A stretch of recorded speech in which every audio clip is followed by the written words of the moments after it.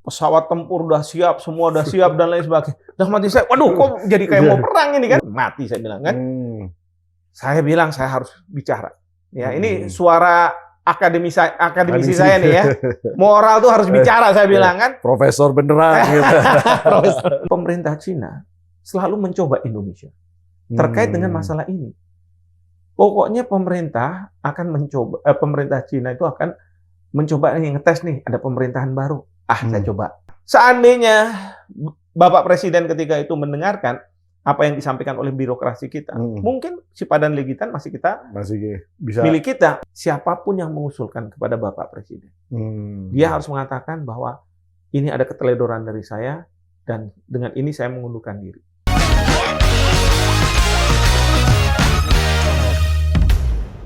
Bismillahirrahmanirrahim. Assalamualaikum warahmatullahi wabarakatuh. Sobat Forum, dimanapun Anda berada, luar biasa kita bergabung lagi di acara kesayangan Anda, podcast hanya di sini, PhD 4K. Kreatif, kritis, konsisten, dan kocak. Kali ini mungkin nggak bisa kocak, tapi nggak tahu nih. Karena narasumbernya serius banget nih kayaknya nih. Seorang ahli hukum internasional, Profesor Hikmahanto Juwana. Selamat datang, Prof. Terima kasih, Mas Bobi. Sehat ya? Aduh. Alhamdulillah. Terima kasih nih, kita saya. Dari kita biasanya politik lokal, agak-agak naik lagi dulu, kita keluar gitu kan. Kita bicara tentang politik luar negeri Indonesia. Banyak yang tanda tanya tentunya ya. Kan boleh-boleh aja Indonesia ini kan menganut non-blok, politik bebas aktif, good neighbor policy gitu ya. Jadi semuanya ya nggak ada masalah gitu sebenarnya dalam konteks Indonesianya. Tapi kan dunia ini udah mulai terlihat ada polarisasi yang agak clear juga nih sekarang ya. Mana yang kira-kira di global ini perseteruannya nanti di dalam konteks ekonomi maupun pertahanan dan bahkan sekarang ada perang dagang dan lain-lain begitu ya. Nah ini kira-kira dengan langkah-langkah yang diambil oleh pemerintahan yang baru ini, di mana kita mendekati ke BRICS, terus kemudian juga kemarin ke China secara serius kita artinya menjalin kerjasama yang luar biasa intensif gitu ya, dan tentunya dengan kemudian terpilihnya Donald Trump di Amerika ini kan ya prediksi kita, saya lah terutama orang-orang awam itu ngelihatnya ini bakal seru gitu, seru dalam konteks memanas gitu, karena pertama katakanlah pemimpin-pemimpin yang terpilih, termasuk Pak Prabowo, Donald Trump, Putin, kemudian juga Xi Jinping ini karakter berani, karakter tegas, karakter yang hampir mirip nih semua gitu. Nah, apakah kemudian ya kita ngelihatnya 5 tahun ke depan aja lah ya, di mana pemerintahannya Pak Prabowo ini nanti mungkin sampai selesai begitu ya. Posisi Indonesia ini sebenarnya di dalam konteks ini sebaiknya seperti apa, dan apakah langkah-langkah yang sudah diambil oleh pemerintah itu cukup menjanjikan tentunya untuk kepentingan Indonesia ke depan? Yang pasti adalah kalau posisi Indonesia dalam konteks politik luar negeri, kita harus tetap menganut politik luar negeri bebas aktif. Bebas aktif untuk diabdikan kepada kepentingan nasional kita. Betul. Dan ini tercantum dalam Pasal 3 dari Undang-Undang Hubungan Luar Negeri. Undang-Undang Hubungan Luar Negeri. Nah, oleh karena itu kita tidak ikut dalam blok-blokan. Ya, seperti Pak Presiden sampaikan pada waktu pidato pelantikan beliau sebagai presiden. Kita nggak akan blok-blokan, kita akan mengembangkan good neighbor policy, dan kemudian tentu ini semua untuk kepentingan nasional kita. Bahkan di Brasil, saya lihat G20, beliau mengatakan bahwa saya dipilih pada saat negara kami ini sedang dalam posisi kelaparan, ya kan? Kemiskinan juga besar begitu ya. Jadi beliau punya semangat untuk bagaimana politik luar negeri yang kita lakukan itu bisa membantu masalah-masalah kelaparan, masalah-masalah anak-anak yang kurang gizi, swasembada pangan, dan lain sebagainya. Fighting poverty ya? Iya, seperti itu. Nah, lalu yang kedua yang saya apresiasi ketika beliau pergi ke luar negeri, beliau tidak mengunjungi negara-negara ASEAN.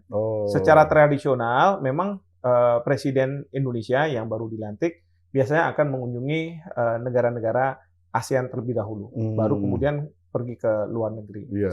Nah, Bapak Presiden pergi ke Beijing, ke China. Betul. Lalu kemudian ke Amerika Serikat, ya, dan kemudian baru mengikuti konferensi yang sifatnya multilateral di APEC dan kemudian di G20.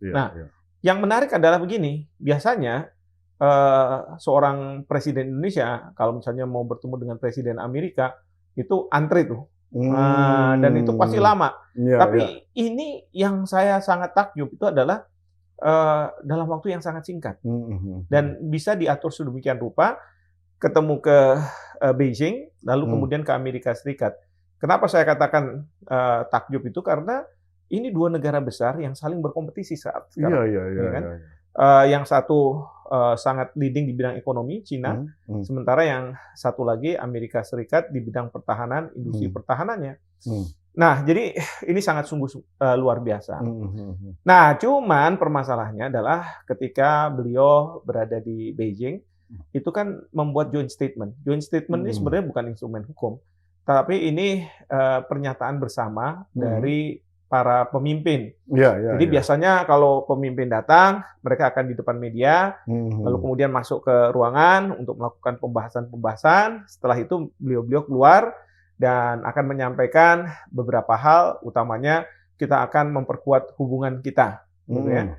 Lalu kemudian disebarkanlah joint statement yang lebih detail kepada media.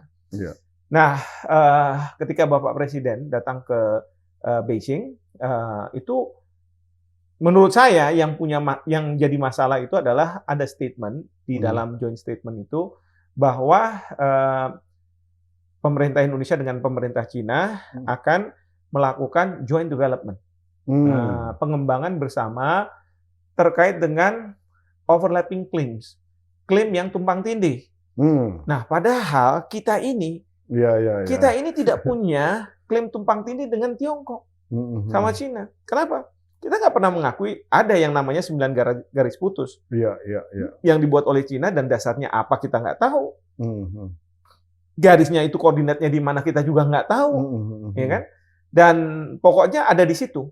Dan Cina sekarang punya masalah dengan Filipina, dengan Malaysia, dengan Brunei, dengan Vietnam, ya kan? Dan kemudian Cina juga punya masalah karena apa? Dengan 9 garis putus itu, mereka mengatakan bahwa pokoknya kalau ada kapal-kapal yang melewati itu, maka harus daftar ke pemerintah Cina, karena memang laut itu digunakan untuk perdagangan internasional. Perdagangan internasional oleh Amerika Serikat, oleh Korea Selatan, oleh Australia, oleh Jepang, banyak negara, India dan lain sebagainya. Karena boleh dibilang jalur yang sangat penting ya. Kalau dalam bahasa angkatan lautnya itu SLOC, Sea Lanes of Communication. Jadi seperti itu pentingnya. Jadi ada masalah sengketa antara negara-negara Filipina, Vietnam, dan lain sebagainya itu dengan Cina, ada mengenai masalah SLOC ini, Sea Lanes of Communication. Nah, sebenarnya dengan masalah kita selalu mengatakan, kita nggak pernah tahu tuh 9 garis putus, apa tuh 9 garis putus. Karena pernah suatu ketika Menlu dijabat oleh Pak Ali Alatas, beliau pernah membuat surat ke mitranya, Menlu dari Cina, menanyakan, apa sih yang dimaksud 9 garis putus? Itu nggak pernah dijawab. Nggak pernah dijawab. Tapi selalu pemerintah Cina selalu mengatakan pada kita Indonesia bahwa udahlah Indonesia jangan khawatirkan soal hak kedaulatan kamu. Karena apa? Kita hormati kedaulatan kamu. Tapi sebenarnya yang permasalahan itu bukan di kedaulatan kita. Yang 12 mil ya, kalau laut teritori itu 12 mil gitu ya. Ini bukan masalah di situ. Itu ya? Enggak, ini yang ZEE justru. Bukan laut teritorial. Kalau yang 12 mil laut teritorial. Ini ceritanya yang 200 mil dan landas continental shelf. Nah, yang dipermasalahkan itu adalah berkaitan dengan zona ekonomi eksklusif kita dan landas kontinen, tapi selalu jawabannya adalah jangan khawatir, kita menghormati kedaulatan. Kalau kedaulatan yang 12 mil, nggak ada artinya tuh. Ya, tapi kan strategi dari pemerintah Cina untuk menenangkan Indonesia. Ya. Nah, jadi ada joint statement itu yang dibilang bahwa Indonesia kita melakukan overlapping claims. Padahal sama sekali nggak ada. Padahal dari dulu nggak pernah mengakui itu. Nggak pernah mengakui 9 garis putus itu. Dan memang nggak pernah disampaikan juga sama Cina itu apa gitu ya, koordinatnya di mana juga gitu. Cina juga nggak pernah ngasih tahu. Bahkan pada tahun 2016 ada putusan dari Mahkamah Arbitrase Internasional yang mengajukan Filipina ya untuk mempertanyakan apakah 9 garis putus itu dikenal tidak dalam ketentuan Konvensi Hukum Laut 82 UNCLOS. Jawabannya tidak. Artinya Indonesia sudah dalam posisi yang benar. Nah, pertanyaan saya adalah waktu saya baca joint statement, kenapa ada 9 garis putus? Kenapa ada overlapping claims dan melakukan joint development? Ngapain? Punya kita sendiri, harusnya kita kelola sendiri. Kok dibilang ada joint development? Nah, ini menjadi pertanyaan. Kalau saya tarik ya, mundur ke belakang, memang pemerintah Cina selalu mencoba Indonesia terkait dengan masalah ini. Pokoknya pemerintah Cina itu akan mencoba ngetes nih, ada pemerintahan baru. Saya coba. Jadi waktu Pak Jokowi jadi presiden 2014, 2015, Cina nyoba itu juga. Tapi dia ngirim kapal-kapal nelayan masuk ke sana. Ya kan? Wah, rame di Indonesia. Wah, angkatan laut dan lain sebagainya datang ke sana. Tapi nggak bisa diapa-apain karena angkatan laut ini bukan dalam rangka perang ya. Karena ini bukan masuk ke teritorial kita, bukan kedaulatan kita. Jadi yang bekerja pada itu ya kapal-kapal KKP dan lain sebagainya. Tapi dites. Tapi Pak Jokowi waktu itu tegas. Ayo kita buat rapat di KRI Imam Bonjol. Belum sampai zona ekonomi eksklusif, tapi pokoknya di laut teritorial kita buat rapat. Intinya beliau memerintahkan kepada Ibu Susi, pokoknya kirim nelayan-nelayan kita untuk mengeksploitasi zona ekonomi eksklusif. Jadi kapal-kapal dari Natuna Utara datang ke sana. Ya. Lalu kemudian memerintahkan kepada Menteri SDM ketika itu Pak Sudirman Said segera eksplorasi di landas kontinen. Landas kontinen itu di bawah dasar laut, ya kan? Harus kayak gitu. Udah dicoba kan. 2019 ketika beliau kepilih lagi Pak Jokowi, dicoba lagi tahun 2020. Kapal-kapal lagi datang. Wah, kita rame gitu kan. Nah, waktu itu sampai pesawat tempur udah siap, semua udah siap dan lain sebagainya. Udah mati saya, waduh kok jadi kayak mau perang ini kan? Padahal ini bukan masalah kedaulatan. Nah, waktu itu Pak Presiden Jokowi datang ke Batam. Katanya saya dengar ada kapal-kapal Coast Guard Cina masuk ke wilayah kedaulatan kita. Mana itu? Memang benar ya, emang nggak ada. Orang ini daerah di hak berdaulat kita di Natuna Utara. Jadi tiap tahun dicoba. Nah sekarang kan Bapak Presiden baru mulai bekerja. Dicoba. Jadi dicoba dengan membuat joint statement itu. Nah, saya nggak tahu nih, kok bisa lolos. Ya, mungkin kalau dari Kementerian Luar Negeri, saya yakin kalau teman-teman di Kemlu sudah pasti mereka akan mengatakan kita tidak mengakui. Udah pasti itu. Ya, karena begini, Mas Pompi ya. Saya pahamlah setiap pemimpin ingin mempunyai hal yang baru, inovasi. Yang dengan harapan bahwa dia akan bisa membuat terobosan-terobosan. Ya kan? Saya nggak ada masalah ada terobosan-terobosan, tapi jangan pernah dilupakan yang namanya birokrasi di dalam membuat keputusan itu. Kenapa saya katakan seperti itu? Sipa dan Ligitan itu kan sekarang udah punya Malaysia ya, karena ada putusan dari Mahkamah Internasional.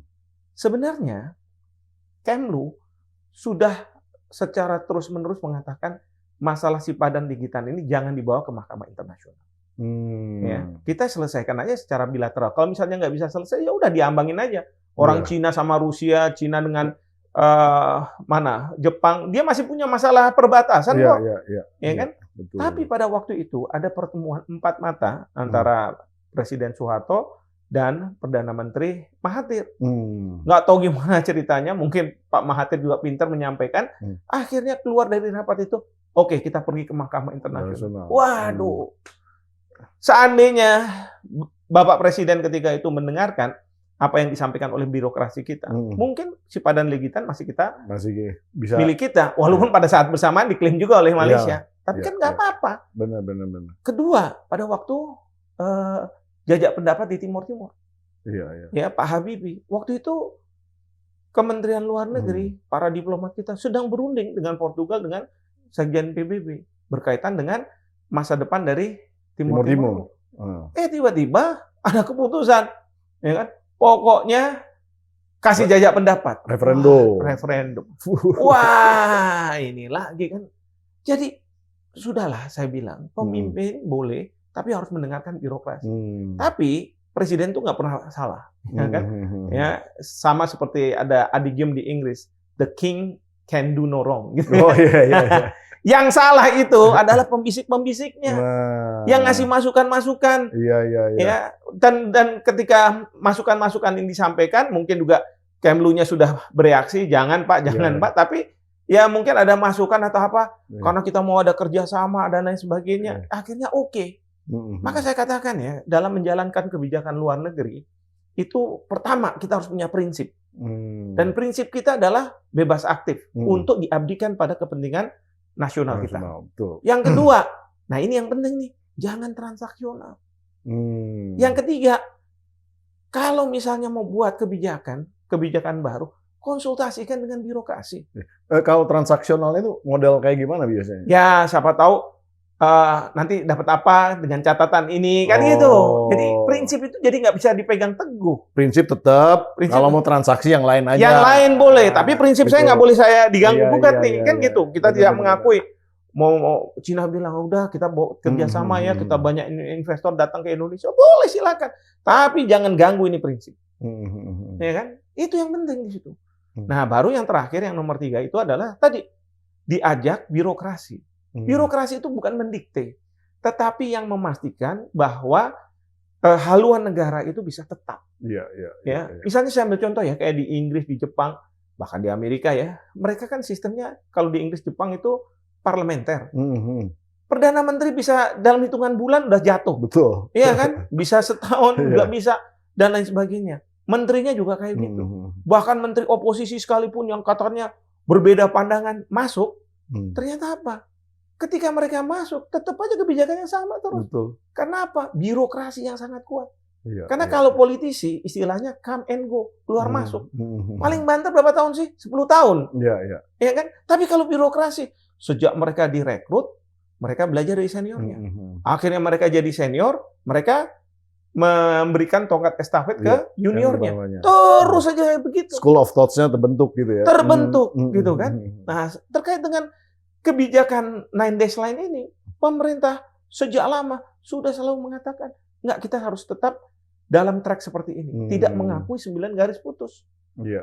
Tapi dengan pernyataan itu, orang kan bertanya-tanya. Dan yang bertanya itu, memang saya buat press release, mempertanyakan. Saya masih ingat tanggal 9, sudah keluar joint statement-nya, tapi saya baru dapat tanggal 10, saya pelajari. Saya lihat, ada joint development, mati saya bilang kan. Saya bilang, saya harus bicara. Ya, ini suara akademisi saya nih ya. Moral tuh harus bicara, saya bilang kan. Profesor beneran gitu. Waktu itu saya bilang saya harus bicara, tapi saya mikir-mikir juga, ya kan. Jangan-jangan saya dapat serangan dari berbagai pihak nih kan. Jadi saya konsultasi sama ayah saya. Kebetulan ayah saya di Kementerian Luar Negeri dulu pernah, lalu terakhir jadi dubes di Cina. Saya bilang, Pak, ini ceritanya kayak begini. Saya punya pandangan kayak begini. Ayah saya bilang, udahlah, kalau demi negara ini, ya, kamu harus hadapi resiko. Akhirnya saya bilang, saya buka, keluarin tanggal 10 November, 10 November malam. Saya keluarin, saya pertanyakan, apakah yang dimaksud dengan kata-kata overlapping claims, joint development, ini berarti kita sudah menggeser posisi kita menjadi mengakui 9 garis putus dan lain sebagainya. Tapi kan nggak disebut garis putus itu nggak disebut. Nggak disebut. Nah, makanya saya pertanyakan kan. Tapi overlapping claim. Overlapping claim. Dan kalau ada overlapping, bener overlapping, biasanya dalam rangka untuk ya jangan, kalau misalnya masalah perbatasan kan bisa memakan waktu yang lama. Daripada waktunya lama, ada sumber daya alam yang bisa dimanfaatkan. Kenapa nggak dimanfaatkan? Ya udah kita sama-sama manfaatkan di tempat yang overlapping itu, gitu kan?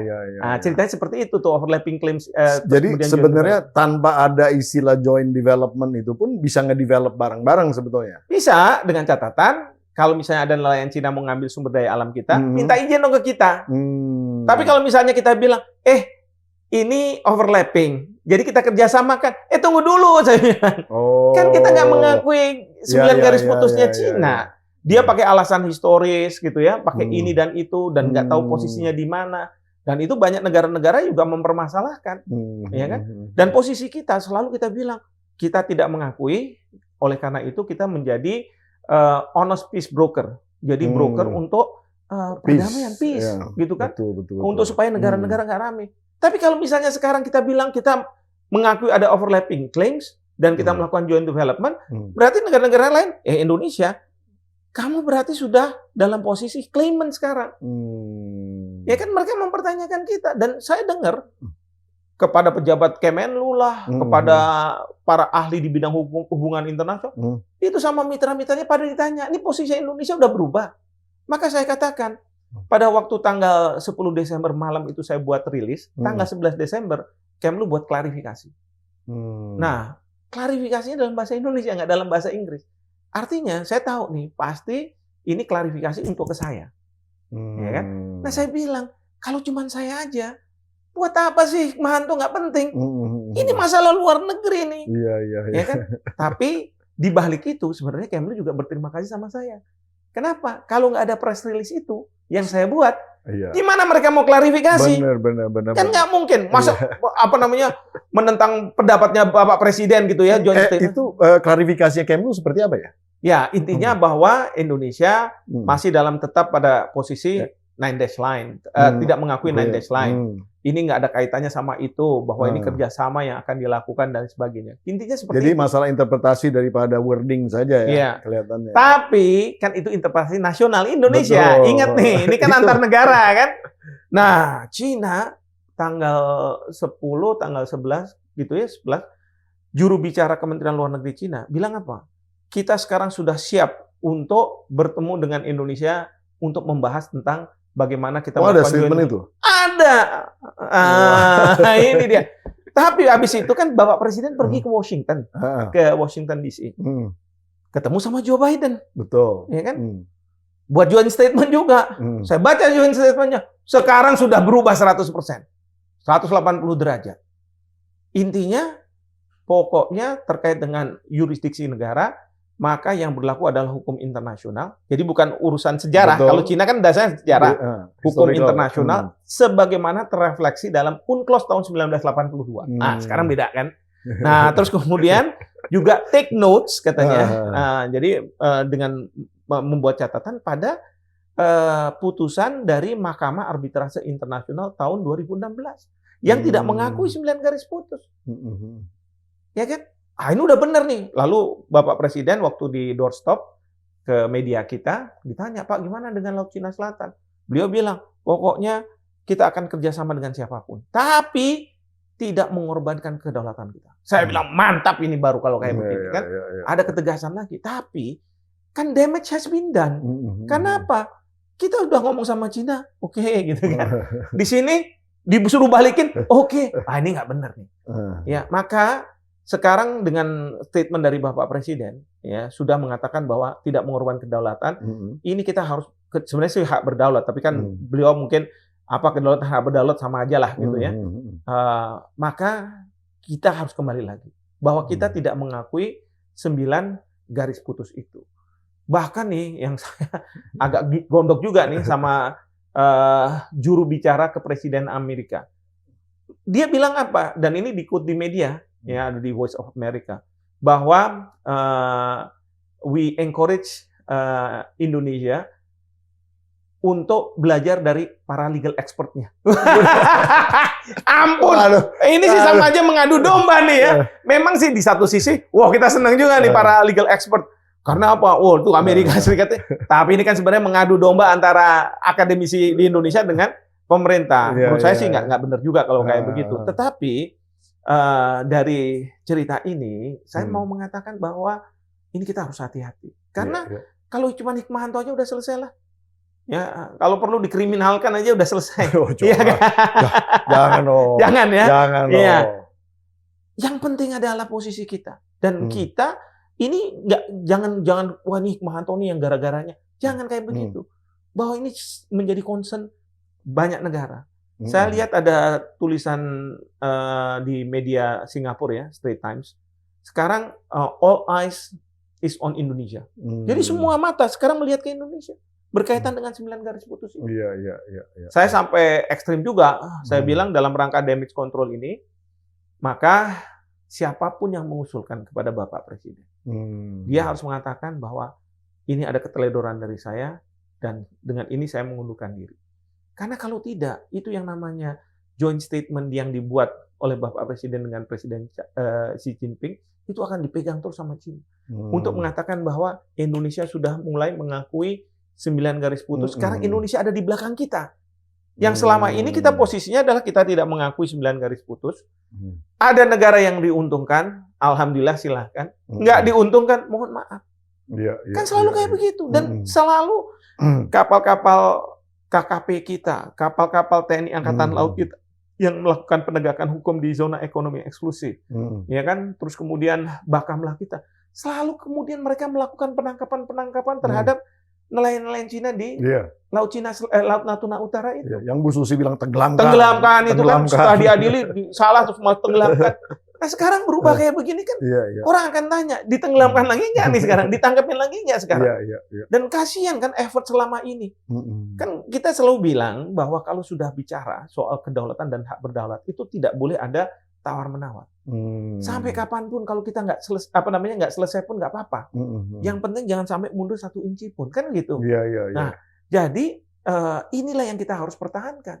Kalau itu amanat Undang-Undang Dasar kan? Amanat Undang-Undang Dasar. Melindungi segenap bangsa ini dan seluruh tumpah darah Indonesia. Betul.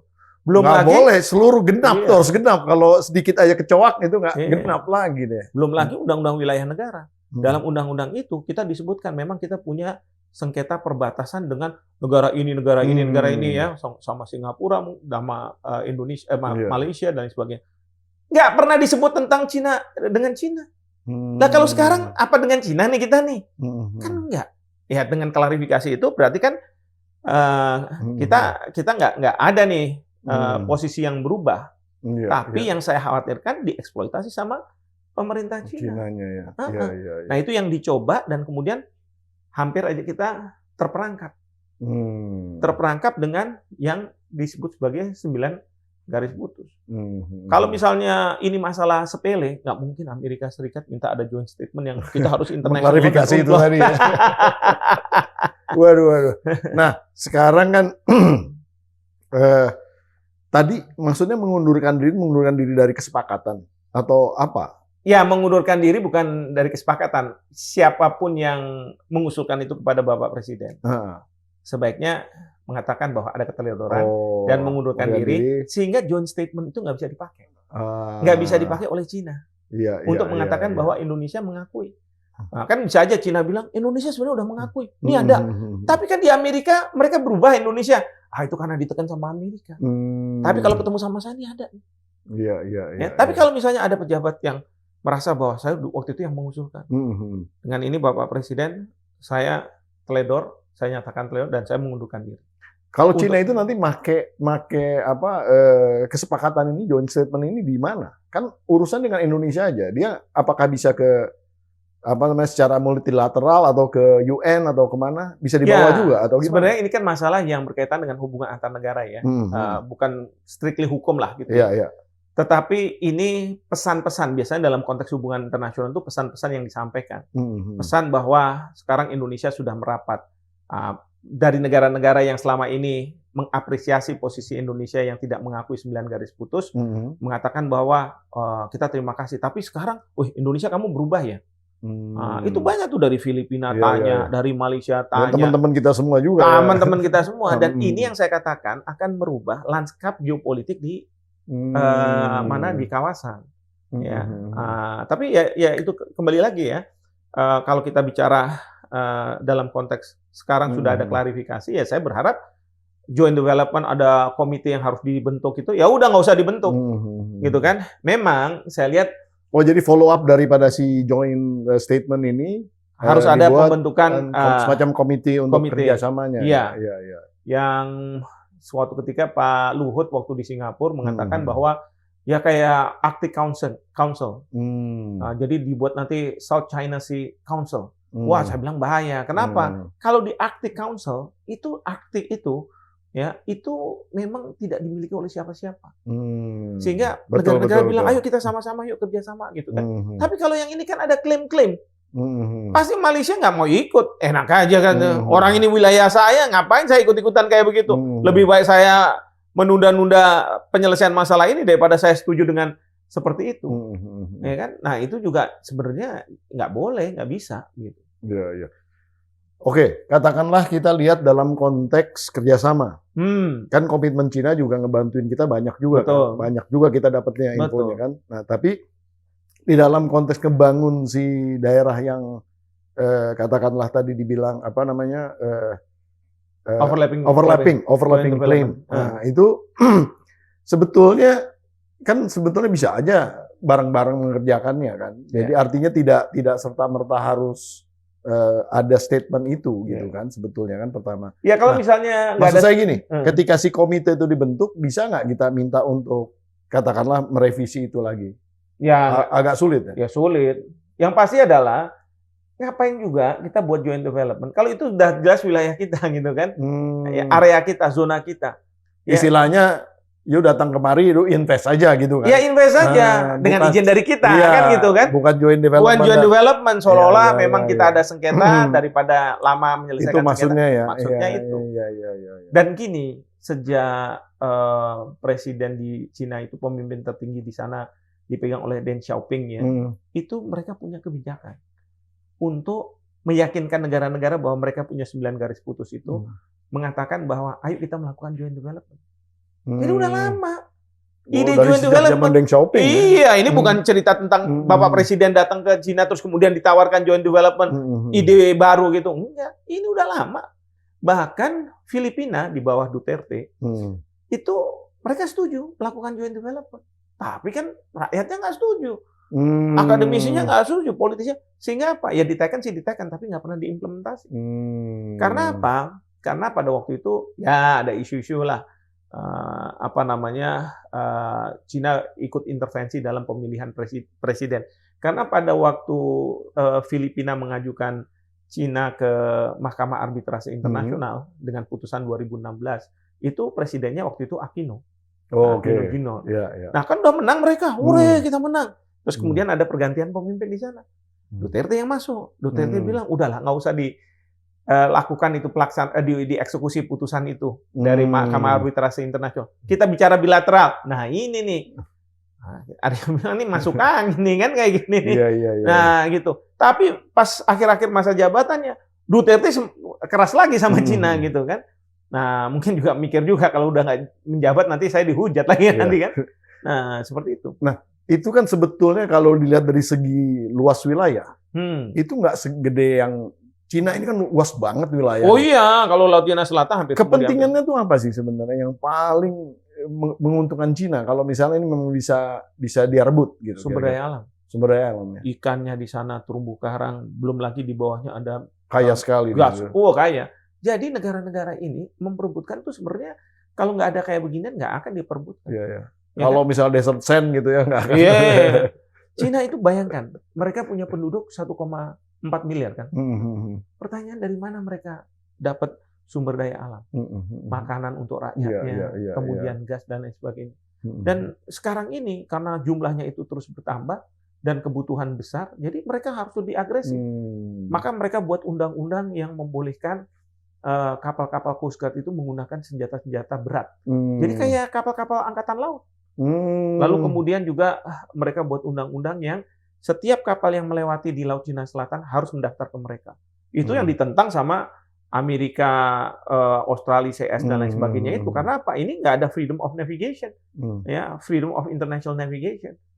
Jadi ditentang, dilawan gitu kan. Nah, jadi masalah ini jadi kemudian masalah geopolitik karena pakai proxy. Misalnya di ASEAN. Waktu ada putusan Mahkamah Arbitrase Internasional, itu kan Filipina, Vietnam seneng. Wah, putusan itu bagus gitu kan. Tapi Cina pintar juga. Pakai nanti Laos atau Myanmar, kemudian negara-negara yang lain.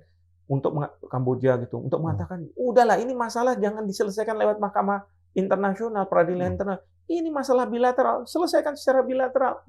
Negosiasi aja mereka. Nah, kan gitu, pecah kita di ASEAN. Sampai kemudian, saya masih ingat pemerintah kita, kan kita ini sesuai nih, putusan itu sesuai dengan kebijakan kita selama ini. Tapi ditekan sama pemerintah Cina. Jadi ada utusan khusus dari presiden datang ke sini, dari Cina datang untuk melobi pemerintah kita untuk tidak membuat statement. Akhirnya dibuat statement, tapi di websitenya Kemlu, dan di situ bilang bahwa semua negara sebaiknya menahan diri, dan kita tetap harus menghormati hukum internasional dan UNCLOS. Nah, Cina udah nggak suka tuh kayak gitu, ada hukum internasional dan UNCLOS. Karena basisnya dia kan sejarah. Ya kan? Dia nggak suka tuh kayak begitu. Tapi ya, kita kan harus dia bilang namanya Laut Cina Selatan gitu kan. Ada Cina ya tuh katanya gitu. Kira-kira gitu kan. Iya. Oh, iya. Berarti strategis sekali ya, karena memang sumber daya alamnya dahsyat sekali di situ. Strategis. Ya. Saya masih ingat ya pada waktu Presiden Trump jadi presiden jabatan pertama, beliau mengutus Menteri Luar Negerinya untuk datang ke negara-negara Asia Tenggara. Datang ke Vietnam. Kalau kamu nanti menghadapi masalah ini dengan Cina, kamu nyerang, jangan khawatir. Kalau kamu diserang balik, saya di belakang kamu. Ke Filipina juga gitu. Ke Indonesia juga seperti itu sebenarnya intensinya. Tapi Indonesia bilang, loh, kita itu bukan masalah laut teritorial. 9 garis putus itu yang nggak tahu lah ilustrasinya di mana, itu nggak kena ke Natuna Utara. Makanya pemerintah Cina bilang, kita menghormati kedaulatan kamu. Tapi kita kan punya masalah terkait dengan eksploitasi sumber daya alam di zona ekonomi eksklusif. Maka waktu itu Bu Menlu bilang, kalau kamu membantu Amerika, bantu industri perikanan kita. Karena Mas Pompi ya, kalau misalnya kapal-kapal dari Pantura datang ke Natuna Utara, itu biayanya besar. Oh, benar. Belum lagi mereka mungkin fridge-nya juga nggak bagus gitu ya. Kan ikan-ikan kalau ditangkap harus masuk fridge itu ya. Jadi nggak fresh kalau nggak itu kan bisa busuk. Cold storage-nya yang paling bagus. Itu kan 2-3 hari soalnya ke sana. Udah jauh ini dan sebagainya, lautnya juga besar. Nah, sementara nelayan-nelayan kita yang di Natuna, kapalnya masih kecil-kecil. Nah, maka industri perikanan kita ini harusnya kuat supaya mereka bisa. Dan itu yang dikuatkan bukan yang di Natuna, di Pantura. Kalau di Pantura kan di wilayah sana ya. Harusnya nelayan-nelayan di Natuna. Dan waktu itu saya masih ingat Pak Bakamla, Pak Aan waktu itu dijabat oleh Pak Aan, bilang, itu kan kita punya Komcat.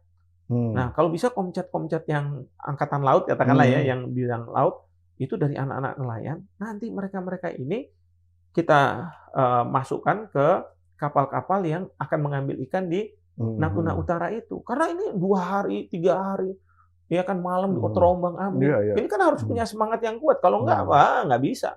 Dan ternyata dari Cina pun yang menjadi nelayan-nelayan itu bukan nelayan murni, tapi milisi-milisi. Itu cerita dari Ibu Menteri Susi, Menteri KKP. Waktu mereka ditangkapin, ternyata milisi. Ya kan? Wah, jadi seperti itu. Iya. Mereka jadi udah terlatih, bisa jadi mata-mata, bisa jadi macam-macam. Wah, iyalah bisa macam-macam. Tapi yang penting adalah bagi Cina, saya tidak hanya mengklaim ya, cuma di peta, tapi kenyataannya saya hadir. Ya kan? Kalau saya cuma klaim, tapi saya nggak secara efektif hadir di sana, ya sama juga bohong. Tapi juga jangan menurut saya kayak Indonesia, kita mengklaim zona ekonomi eksklusif, tapi cuma nangkepin aja. Harusnya ya selain nangkepin, mengeksploitasi. Kalau nangkepin kan nggak dapat duit. Ya kita keluar BBM, keluar ini lain sebagainya. Tapi kalau misalnya kita mengeksploitasi, ikan-ikan yang besar-besar itu kita ambil dan lain sebagainya, nanti kita bisa jual dari itu kan sumber daya. Dan itu diambil sama Cina semua. Dan kapal-kapal Cina memang kapal-kapal nelayan yang nggak tradisional. Jangan pikir yang tradisional kena ombak kecil terus kemudian udah ini masih pakai dayung gitu. Enggak, ini kapal-kapal besar. Nah, inilah makanya yang penguatan industri perikanan kita. Gitu. Jadi memang sekali ngambil juga mereka gede juga. Gitu. Mungkin juga pakai troll gitulah, langsung ngambil banyak gitu kan. Dan itu biasanya di musim-musim tertentu. Dan itu kalau misalnya informasi dari Angkatan Laut biasanya memang di tempat-tempat yang mereka tanda kutip klaim itu yang banyak ditangkap. Dari sisi kita kan dia mengambil ikan tanpa izin kita, maka kita tangkap gitu kan. Nah, tapi kalau misalnya Cina bilang datang, Indonesia, saya minta izin ya. Itu boleh. Tapi kan mereka kalau misalnya kayak begitu kan sama aja saya mengakui zona ekonomi eksklusif Indonesia, kan gitu. Ini saling nggak ngakui soalnya kan. Iya. Nah, itu kalau seperti ini keadaannya sekarang, dengan ASEAN ini apa yang harus kita kerjakan ya? Untuk menetralisir situasi dan kemudian menjelaskan kembali. Ya, pasti. Tadi kan solusinya kalau dalam posisi kita udah jelas tadi. Ya. Kita udahlah itu jalan, maksudnya itu udah kejadian tapi kita nggak ngakuin. Ya. Kalau perlu nggak usah buat komite atau gimana gitu. Yang pasti. Tapi ke teman-teman kita di sekeliling kita ini. Yang pasti memang sih dalam kata-kata wordings dari joint statement dan lain sebagainya itu ada kata-kata pursuant to masing-masing national legislation. Jadi harus merujuk pada peraturan perundang-undangan. Peraturan perundang-undangan kita nggak memungkinkan ya sebenarnya ke jalan juga sih sebenarnya gitu kan. Tetapi kan ini perlu diyakinkan. Ada subject to-nya ada ya? Ada subject to. Tapi ini kan itu mungkin juga subject to-nya itu draft dari pemerintah Cina itu karena kebijakannya adalah udah pokoknya oke aja. Nah, sama teman-teman di Kemenlu menurut saya itu ditambahin seperti itu supaya kita masih aman. Gitu kan kira-kira seperti itu. Tapi nanti yang ribut DPR lah misalnya gitu kalau DPR manggil Pak Hikmahanto sana gitu. Tapi sekarang ini mungkin Kemenlu akan sibuk untuk menjelaskan apakah melalui utusan-utusan tertentu atau lewat perwakilan kita kedutaan besar untuk menyampaikan ke negara-negara bahwa posisi kita tetap sama. Kita harus bilang bahwa pada waktu itu ada kayak begini, tapi itu sebenarnya kita rujuk bukan pada 9 dash line Indonesia dengan Cina, tetapi memang ada klaim-klaim karena kata-katanya overlapping claims, claims-nya itu kan banyak. Jadi memang ada Filipina dengan Cina, Malaysia dengan Cina dan lain sebagainya. Ya walaupun itu kan bermain dengan kata gitu kan. Nah, tapi kan orang pasti taunya ini soal Indonesia karena gini, dalam joint statement yang dibuat dalam bahasa Cina. Ini dalam bahasa Indonesia, bahasa Inggris dan bahasa Cina. Itu kata teman-teman yang paham bahasa Cina itu mengatakan bahwa di bahasa Cina itu ada kata-kata overlapping claims between two countries. Ada kata-kata antar dua negara. Di yang bahasa Inggrisnya nggak ada? Bahasa Inggrisnya nggak ada, dua negara. Jadi kan kalau bahasa Inggris, kita yang tahu bahasa Inggris, itu kan klaimnya Malaysia dan lain sebagainya bisa dibilang gitu. Tapi kalau misalnya yang dalam bahasa Cina, antara sebenarnya Indonesia dengan Cina. Bagian juga aneh juga ya, kalau misalnya overlapping claims pakai S, kemudian kita bicara Malaysia dan lain sebagainya. Wong ini hubungan bilateral kok ngapain nih ikut-ikutin yang lain ya. Emang kita dapat surat kuasa? Nggak semudah itu juga ya. Wah, ini luar biasa nih, tercerahkan juga kita nih dalam konteks yang satu ini. Tapi di dalam konteks yang lebih global lagi, dalam perhelatan antara katakanlah nih kan, kita nih dulu kan ngiblat nih, kita masih nilai tukar masih pakai dolar basisnya dan lain-lain. Nah, dengan BRICS ini kan, BRICS punya rencana sendiri dengan nilai tukarnya sendiri dan lain-lain. Nah, ini kira-kira yang mau kita tuju apa ya sebenarnya balancing di sini nih? Nah ini juga harus bagus juga nih pertanyaannya. Harusnya jangan ditanya ke saya nih, tanya ke pemerintah yang paling tahu. Enggak, maksudnya kira-kira dari perspektif akademisi seperti apa gitu? Kira-kira kalau pemahamannya. Ya kalau saya kan gini, kita juga mau masuk OECD. Ini kan OECD ini dominasi dari negara-negara Barat sebenarnya. Kita ingin mengatakan bahwa kita perlu alternatif. Jangan dong masalah perekonomian dunia itu diatur oleh negara-negara Barat. Selama ini memang suka atau tidak suka, perekonomian dunia itu diatur oleh Barat. Termasuk misalnya mata uang. Kan di mana-mana dolar. Jadi dolar Amerika Serikat tidak hanya untuk kebutuhan di negaranya seperti kita rupiah di negara kita, tetapi untuk yang di luar juga. Dan dia bisa mengendalikan. Nah ini yang dari teman-teman di negara-negara BRICS, mereka nggak suka. Masa mereka kayak begitu? Harusnya kita punya juga dong alternatif. Ya walaupun BRICS itu sebenarnya bukan seperti sebuah organisasi yang punya sekretariat, masih belum, ya kan? Nah, tapi Indonesia kan jadi tarik-tarikan nih antara ke OECD atau misalnya ke BRICS gitu ya. Nah, lalu pemerintah bilang ya udah kita join ke OECD, tapi kita juga nanti join ke BRICS karena Menlu pada waktu ada pertemuan di Rusia sudah menyampaikan bahwa keinginan dari presiden kami untuk kita suatu saat nanti akan join pada BRICS gitu ya. Nah, menurut saya boleh aja kita join, tapi kita harus punya tujuan yang jelas. Misalnya kita akan masuk ke sana dan akan memperoleh keuntungan untuk kepentingan nasional kita. Ya, tapi kalau misalnya kita join cuma sekedar join terus membayar membership fee, kan kalau organisasi internasional perlu hidupnya dari mana? Dari sumbangan-sumbangan iuran itu kan. Nah, kalau misalnya cuma iuran tapi kita nggak bisa shaping the policy ya untuk berpengaruh pada dunia, ya buat apa? Ya kan? Kita kan maunya ikut di dalam satu organisasi yang kita bisa memberi warna. Betul. Itu penting, gitu kan? Jangan sampai kita ikut ASEAN misalnya gitu kan. Tapi segala sesuatu yang mengatur Singapura.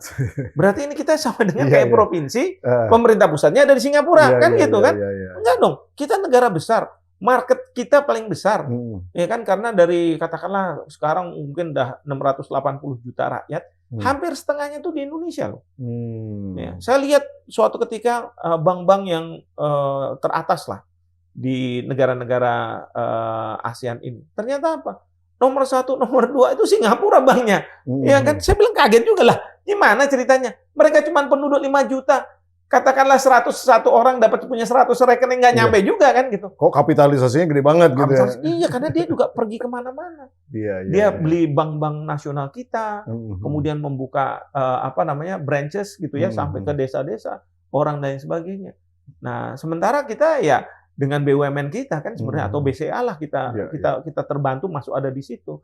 Nah, sebenarnya bisa lebih besar. Nah, sekarang pertanyaannya mau nggak kita lebih agresif keluar sekarang mencari pangsa pasar? Kita sudah keluar sih, tapi kan yang dilayani juga orang-orang Indonesia, TKI kita dan lain sebagainya. Tapi kalau misalnya CIMB yang punyanya Malaysia sampai di Indonesia melayani orang-orang Indonesia, ya kan?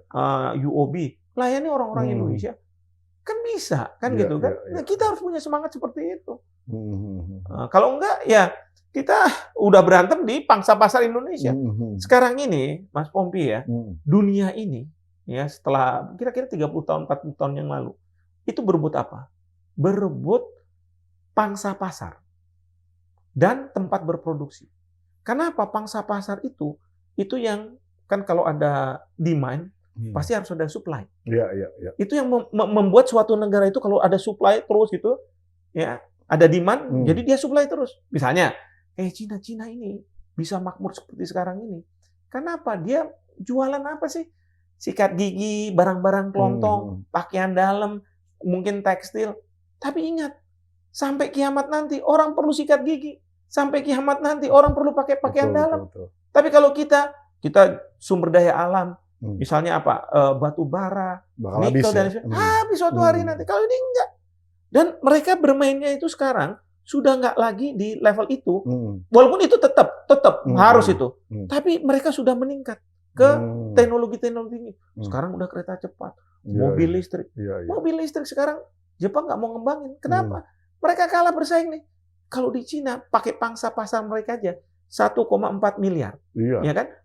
Ambil aja seperempatnya. Pakai mobil listrik, udah besar. Lalu kalau misalnya udah buat modern di negaranya, lempar ke negara-negara di Indonesia. Itu udah banyak nyaksiin sekarang. Iya. Handphone, iya kan? Iya. Orang kepingin punya iPhone, ya kan? iPhone paling murah dibuatnya di Cina. Ya, kalau dibuat di Cina, hari ini ada iPhone, setahun kemudian mungkin namanya jadi Xiaomi. Tapi mereka bisa perbaiki teknologinya. Selain untuk untuk rakyatnya katakanlah, tapi dilempar juga ini. Nah, di situ kalau saya lihat ya statistik di Cina 1,4 miliar yang butuh pekerjaan, angkatan kerja 780 juta rakyat. Besar. Nah, pertanyaannya gimana? Kalau nggak bisa kita supply barang-barang ke seluruh dunia, makanya ada BRI dan lain sebagainya. Itu yang Trump itu paling benci sama Cina. Karena apa? Trump bilang, gara-gara kamu Cina, ya buka-buka realokasi industri Amerika datang ke Cina karena lebih murah. Cost kalau barang itu kan paling besar tuh labor cost menurut. Ya kan? Di Amerika ada minimum wage-nya berapa, asuransinya, udah macam-macam. Kalau Cina, kamu macam-macam kamu nggak dapat kerjaan, hilang kamu udah selesai gitu kan. Akhirnya ya mereka kerja. Akhirnya dibawa ke sana pabrik-pabriknya, merekrutlah tenaga kerja. ini Trump bilang ini gara-gara kayak begituan tuh. Kita lapangan pekerjaan di Amerika hilang semua. Ya. Jadi dengan Meksiko kan orang Meksiko masuk ilegal, ambil pekerjaan Amerika kan. Maka Trump buat tembok yang tinggi. Tapi kalau misalnya dengan Cina, dia buat apa? Tarif yang tinggi. Jadi tarif dia kenakan tinggi supaya perusahaan-perusahaan Amerika akhirnya bilang, wah sama juga ya kalau kita ada di Cina sama dengan di Amerika. Jadi dia mau pindah kan gitu kan? Itu yang diinginkan oleh Trump. Tapi perusahaan-perusahaan ini pintar juga. Dia bilang saya nggak mau pindah. Jadi kemana? Saya akan cari negara yang mirip-mirip Cina. Nah di situ Indonesia bilang, wah ini nih kesempatan. Biar perusahaan-perusahaan Amerika yang dari Cina itu kembali ke Indonesia. Tapi Pak Presiden waktu itu bilang, wah pengusaha-pengusaha itu waktu mau masuk Pak Jokowi ya. Bilang katanya Indonesia ribet, wah ini gini-gini. Maka ada undang-undang Citaker. Omnibus Citaker. Iya, itu dibuat itu dalam rangka supaya itu. Tapi kan pengusaha-pengusaha ini larinya kemana akhirnya? Ke Vietnam. Jadi Vietnam itu jangan apa ya? Jangan kaget kalau misalnya mungkin dalam 10-20 tahun yang akan datang Vietnam bisa melebihi dari Indonesia. Karena apa? Tadi tempat berproduksi. Tapi lucu juga ya, kapitalisme lebih senang dealing sama urusan-urusan dengan komunis gitu. Oh iya, mereka dengan demokrasi kayak kita gitu kan. Udahlah, kalau misalnya moral soal hak asasi manusia, demokrasi, udah mereka bilang pret itu semua. Yang penting adalah cuan. Kan saya butuh dapat untung besar. Iya, benar-benar. Ya kan, kalau misalnya untung besar tuh mereka suka tuh yang negaranya itu punya sistem kayak awas ya. Wah. Produktivitas tinggi, harga murah, gitu, maksudnya biaya murah, gitu kan? Dan dia gitu, merefleksikan dari negaranya kan, negaranya punya demokrasi dan lain sebagainya kan? Kurang ajar. Nah itu, saya waktu dulu pernah jadi lawyer gitu kan, tapi sekarang udah insaf, bukan nggak lagi jadi lawyer. Tapi waktu itu IPO, IPO BUMN. Nah ada ketentuan zaman dulu tuh, yang namanya pegawai BUMN itu seperti pegawai negeri, namanya korpri kan, disamakan. Nah di situ ada ketentuan bahwa pegawai BUMN itu tidak boleh mogok. Ini perusahaan-perusahaan dari Amerika, IPO paling seneng ditanya kayak gini. Karena kalau misalnya perusahaan 1 hari mogok, wah berapa tuh kosnya? Betul. Tapi kalau misalnya ini nggak boleh mogok, kan bagus itu kan. Nah, makanya dia senang. Makanya saya kurang ajar juga ya. Kalau negaranya preaching ke kita nih ya, bilang katanya, kamu harus hak asasi manusia, kamu harus demokrasi. Tapi pelaku-pelaku usahanya malah enggak gitu kan. Termasuk juga misalnya kita bicara hak asasi manusia gitu kan. Ternyata apa? Orang disuruh kerja 18 jam masih ada juga gitu kan di Cina kan sebenarnya. Hak asasi manusia Cina dibilang sama Amerika hak asasi manusia supaya apa? Supaya labornya mahal. Akhirnya barang itu kalau masuk ke Amerika bisa berkompetisi dengan produksi dari Amerika. Kalau enggak orang akan beli produk-produk dari Cina. Dan produk Cina kan semua apa aja ada. Bagus lagi. Bagus. Dan sekarang kita bisa langsung peer to peer ya. Langsung beli aja gitu. Beli. Alibaba. Kan ada di Saya juga suka pesen soalnya. Wah, luar biasa nih. Prof, terakhir nih ya. Banyak yang menilai. Saya juga termasuk yang seneng juga sih ngelihatnya. Pak Prabowo ini kalau tampil di dunia internasional ya, wah itu kan dengan bahasa Inggris yang bagus, style diplomasi yang bagus juga, komunikasinya juga nggak kalah bagus. At ease, bro. Udah. Ini kan bisa, ya orang memprediksi kita bisa menjadi leadersnya lah mungkin ya di dalam konteks kancah dunia ini dari Southeast Asia lah terutama. Gimana menurut Prof? Iya, saya juga suka. Saya melihat Pak Prabowo itu, waduh, ini figur yang katakanlah tanda kutip ya bisa menggantikan posisi Soekarno dalam situasi hari ini, ya kan?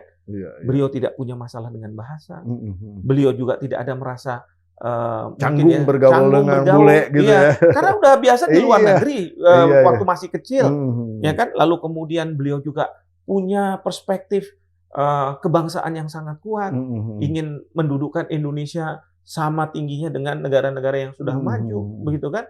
Bahkan dalam konteks militer juga beliau punya pemahaman, bahkan karena mungkin lama di militer juga beliau juga punya compassion ya, rasa iba gitu ya. Kalau misalnya perang itu udahlah nggak usah lagi banyak korban. Saya kan orang yang militer kan sebenarnya bagus, banyak orang.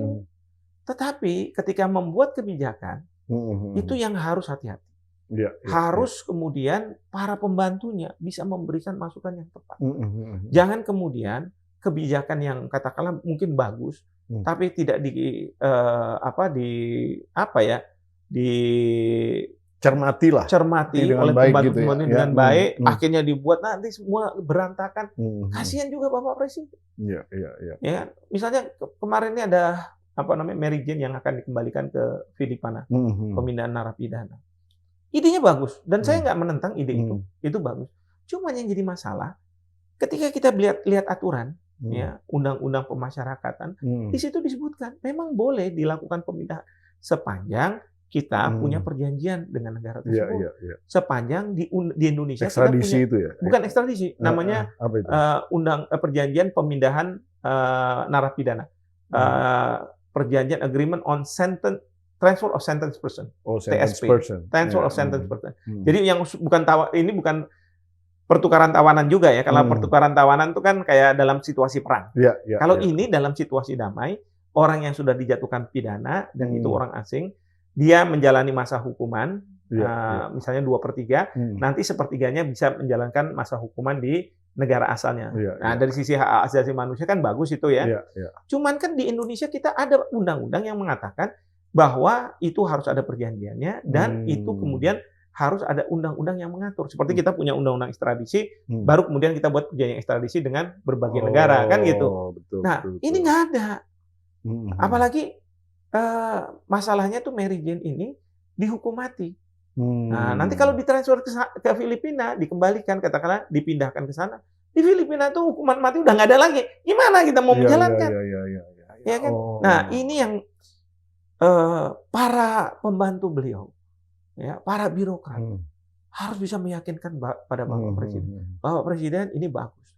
Namun demikian, mohon maaf, kita harus selesaikan masalah-masalah ini untuk bisa dijalankan. Tapi kalau misalnya dipaksakan, misalnya ada tenggat waktu tertentu, pokoknya bulan sekian harus ini. Tunggu dulu Pak, ini berat nih. Nanti dari luar negeri akan bilang, Indonesia gampang ya untuk mengoyak-oyak hukum di Indonesia ini. Penjahatnya pada datang semua nanti. Nah itu makanya dampak-dampak kayak begitu kita harus pikirkan.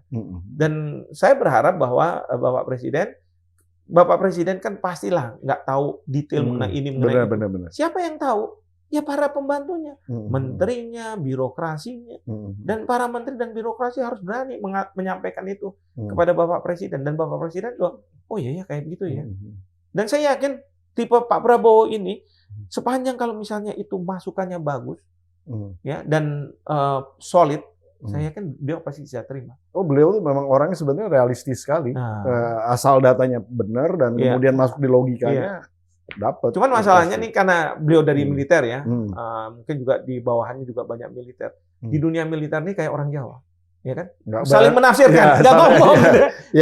Jangan-jangan, udah maunya kayak begini. Iya bisa juga begitu. Iya kan? Kalau misalnya ada pimpinan bilang ada rame-rame gitu, udah selesaikan gitu kan? Selesaikan kan interpretasinya macam-macam.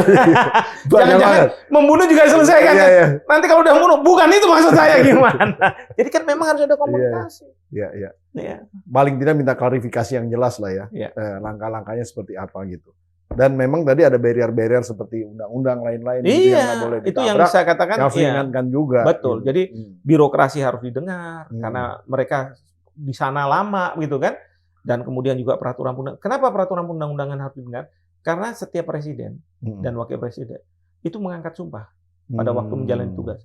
Dan salah satu poinnya adalah memegang teguh undang-undang dasar dan menjalankan undang-undang seluruh-seluruhnya. Jadi kan kita harus lihat nih aturan kita bilang apa. Nggak bisa. Sumpah berat banget tuh. Iya. Sumpah berat banget. Sumpah berat banget. Nggak boleh dilanggar kan? Waduh, Prof luar biasa nih. Mungkin ada beberapa patah kata yang ingin sampai kepada Sobat Forum, silakan. Ya, yang pasti begini. Saya sebagai seorang akademisi, saya nggak punya kepentingan politik. Saya kalau menyuarakan sesuatu, karena secara ilmu pengetahuan, memang kalau misalnya salah, ya salah. Tapi kalau misalnya benar, ya saya akan katakan benar. Nah, oleh karena itu, saya berharap bahwa dalam menjalankan pemerintahan ini, ya kami yang dari akademisi punya suara mungkin yang agak, pokoknya ekstrim, itu jangan dipandang sebagai suara yang mau mendapatkan panggung, mau mendapatkan tempat, dan lain sebagainya. Tidak.